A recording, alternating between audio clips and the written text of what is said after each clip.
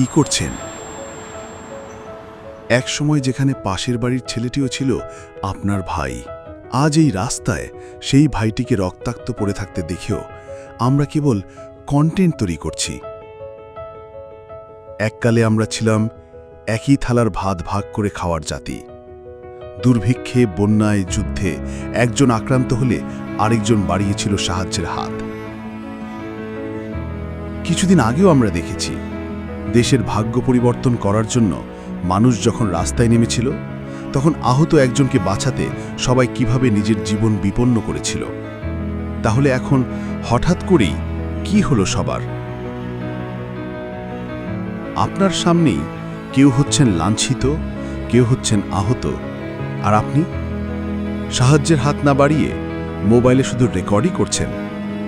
পবিত্র কোরআনে মহান আল্লাহ বলেন, যে ব্যক্তি একটি প্রাণকে বাঁচালো সে যেন সমস্ত মানবজাতিকে বাঁচালো।